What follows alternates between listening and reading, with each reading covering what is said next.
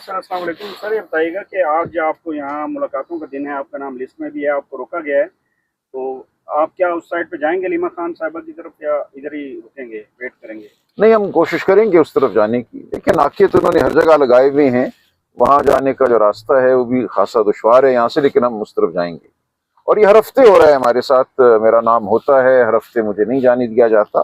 25 मार्च से अब आप देखिए, आज जो है 24 जून है। 3 महीनों में सिर्फ 2 दफा मेरी मुलाकात हो सकी है।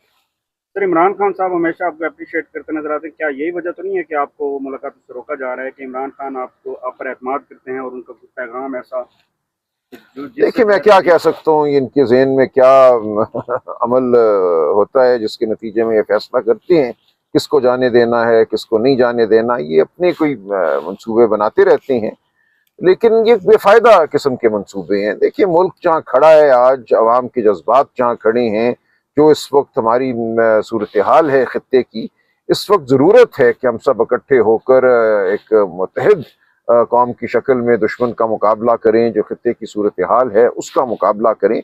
हम बहुत ही एक दुश्वार दौर से गुजर रहे हैं। जो कुछ ईरान के साथ हुआ है वो किसी के साथ भी हो सकता है।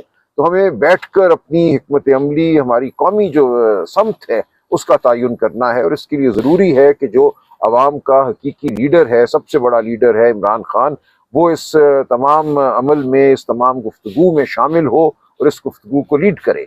तो ये कोशिश के खान साहब को दुनिया से काट दिया जाए, उनको आइसोलेट कर दिया जाए। जिन लोगों से वो गुफ्तगू करना चाहते हैं उनको उनसे गुफ्तगू ना करने दी जाए, ये मुल्क के लिए अच्छा नहीं है।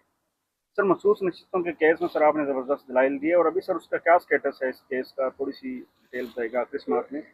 जी देखिए, हमारी जो गुजारिशात थी वो यही थी कि जो अक्सरियती फैसला है 8 जज साहिबान का, या जो एक अक़लियती फैसला है 2 जज साहिबान का, जस्टिस मंदोखेल और फ़ायज़ ईसा साहब का, उन्होंने ये तस्लीम किया है कि इलेक्शन कमीशन के अमाल ऐसे थे, एक्शन ऐसे थे जिनकी वजह से ये इलेक्शन दुरुस्त नहीं हो सका।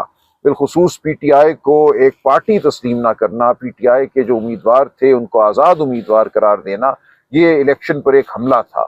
और इस हमले के असर को दूर करने के लिए 8 जज साहिबान ने ये कहा कि हमें PTI का उम्मीदवार तस्वुर किया जाए। जिन लोगों को फॉर्म 47 दे दिया गया उनको रिटर्न कैंडिडेट MNA या MPA तस्वुर किया जाए PTI का, ना कि आज़ाद तस्वुर किया जाए। और उसके लिए उन्होंने कुछ शराइत रखी। तो मैं यही गुजारिश कर रहा हूँ कि ये फैसला सुप्रीम कोर्ट का फैसला है, ये बहुत सोच विचार के बाद किया गया है।